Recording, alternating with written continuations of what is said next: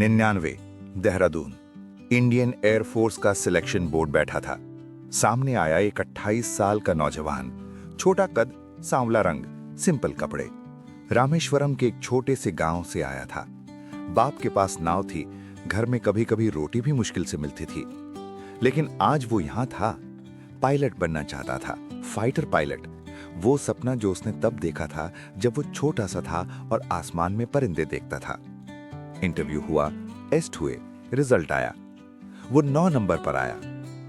IAF में सिर्फ 8 जगह थी। सिर्फ एक नंबर से उसका सपना टूट गया। वो वहां से चला गया, हारा हुआ, टूटा हुआ। लेकिन एक बात थी जो उस वक्त किसी को नहीं पता थी। उस रिजेक्शन ने हिंदुस्तान को उसका सबसे बड़ा साइंटिस्ट और सबसे प्यारा प्रेसिडेंट दिया, क्योंकि वो नौजवान था अबुल फकीर जैनुल आबदीन अब्दुल कलाम, जिसे पूरी दुनिया डॉक्टर एपीजे अब्दुल कलाम के नाम से जानती है। Missile man of India, people's president और करोड़ों लोगों का सपना।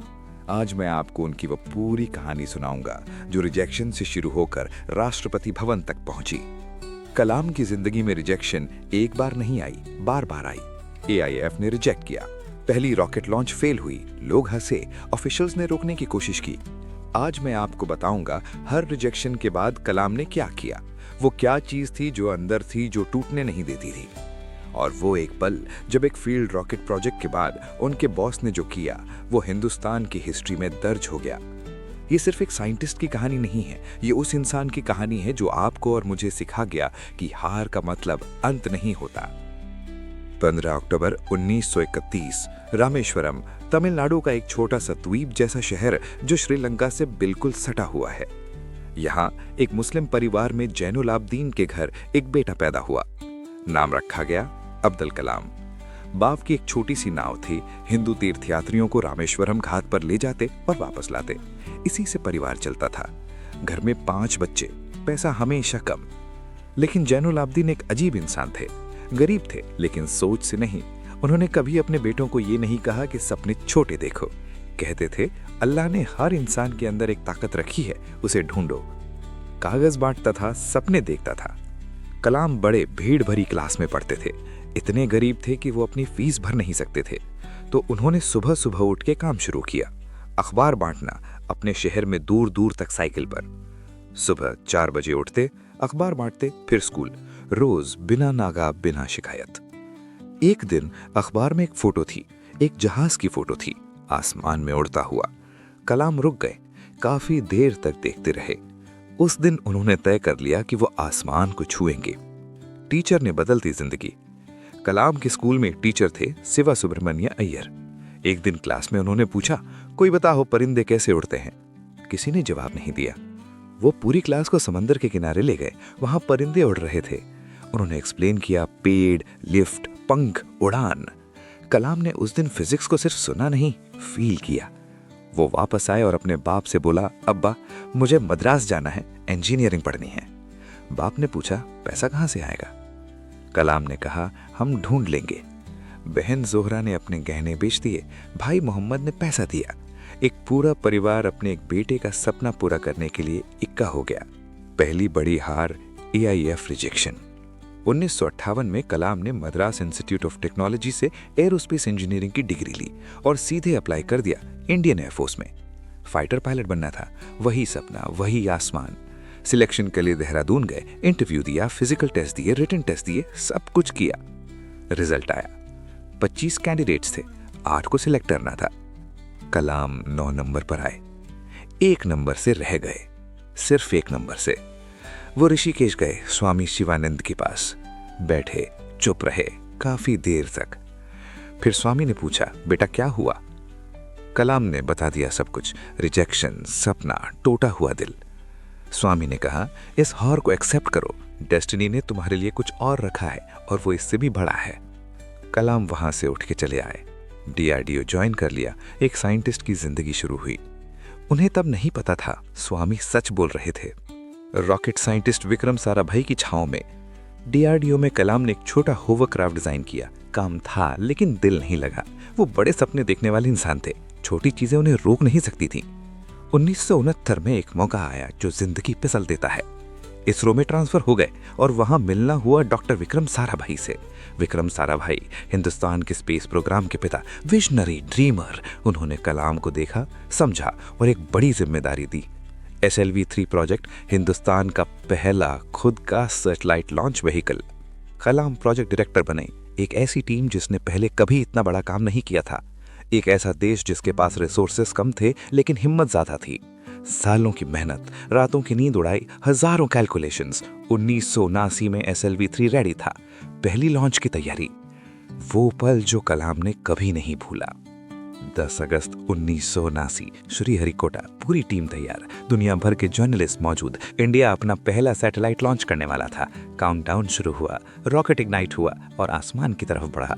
और फिर कुछ सेकंड्स में रॉकेट फेल हो गया, समंदर में गिर गया। कलाम के लिए वो सबसे मुश्किल पल था। सालों की मेहनत, करोड़ों रुपए, पूरी टीम की उम्मीदें, सब कुछ एक पल में समंदर में डूब गया। रिपोर्टर्स भागे, कैमरास आ गए, कलाम प्रेस कॉन्फ्रेंस की तरफ बढ़े अपनी हार का जवाब देने। लेकिन तब कुछ हुआ। इसरो के चेयरमैन डॉक्टर सतीश धवन खुद आगे आए। उन्होंने कलाम को रोका और खुद माइक के सामने खड़े हो गए। उन्होंने कहा, टीम ने बहुत मेहनत की, हम 1 साल और काम करेंगे और हम जरूर कामयाब होंगे। कलाम हैरान रह गए। वो प्रोजेक्ट डायरेक्टर थे, ये उनकी जिम्मेदारी थी, ये उनकी गलती थी, लेकिन उनके बॉस ने उनके लिए फेलियर का बोझ उठा लिया। कलाम ने बाद में कहा, उस एक पल ने मुझे एक इंसान की तरह लीडर बनाना सिखाया। अगले साल 18 जुलाई 1980 SLV-3 ने रोहिणी सैटेलाइट को सक्सेसफुली ऑर्बिट में पहुंचाया। हिंदुस्तान स्पेस एज में आ गया। इस बार प्रेस कॉन्फ्रेंस में सतीश धवन ने कलाम को आगे भेजा और खुद पीछे खड़े हो गए। सफलता में टीम आगे, हार में लीडर आगे। कलाम ने ये सीख अपनी पूरी जिंदगी निभाई। मिसाइल मैन, अग्नि, पृथ्वी और वो रात। 1982 में कलाम DRDO वापस आए। अब एक और बड़ा सपना था, integrated guided missile development programme. एक साथ 5 मिसाइल डेवलप करो, अग्नि, पृथ्वी, आकाश, त्रिशूल, नाग। लोग हंसे, ऑफिशियल्स ने कहा ये इम्पॉसिबल है, कोई देश इतना नहीं कर सकता, वो भी हिंदुस्तान। कलाम ने कहा, हम करेंगे। सालों की रात, दिन की मेहनत। कलाम लैब में रहते, खाना भूल जाते, नींद भूल जाते। उनके कोलीग्स ने कहा वो साइंटिस्ट की तरह काम नहीं करते थे, वो एक आशिक की तरह काम करते थे जो अपनी मोहब्बत के लिए सब कुछ भूल जाता है। 1988 में पृथ्वी मिसाइल सक्सेसफुल रही। 1989 में अग्नि मिसाइल आसमान को छुआ।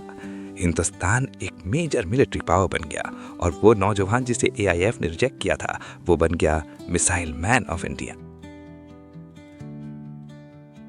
1998 पोखरण, वो रात जब हिंदुस्तान कांपा। मई 1998 राजस्थान के पोखरण डेजर्ट में इंडिया ने न्यूक्लियर टेस्ट्स किए। पोखरण 2।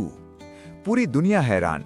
अमेरिका ने सैंक्शंस लगाए, पाकिस्तान ने जवाबी टेस्ट्स किए, लेकिन हिंदुस्तान ने एक मैसेज दिया कि हम तैयार हैं, हम केपेबल हैं और हम अपनी रक्षा खुद कर सकते हैं। इस पूरे ऑपरेशन का टेक्निकल और political coordination doctor APJ Abdul Kalam के हाथ में था। वो रात कलाम के लिए एक नया आसमान था। वो आसमान जो उन्होंने 1960 में देखना चाहा था, उससे कहीं बड़ा। People's president, Rashtrapati Bhavan. 2002 हिंदुस्तान के सबसे बड़े पॉलिटिकल पार्टीज BJP और कांग्रेस दोनों ने मिलकर एक नाम सजेस्ट किया प्रेसिडेंट ऑफ इंडिया के लिए। वो नाम था डॉक्टर APJ अब्दुल कलाम। एक साइंटिस्ट, एक मुस्लिम, एक आदमी जो रामेश्वरम में अखबार बांटता था। वो इंडिया का 11th प्रेसिडेंट बना। राष्ट्रपति भवन में पहुंचे तो पहला काम क्या किया? बाहर के लॉन्स में, जो हमेशा सिर्फ ऑफिशियल्स के लिए होते थे, उन्होंने स्कूल के बच्चों को बुलाया। हजारों बच्चे राष्ट्रपति भवन में लॉन पर कलाम के साथ।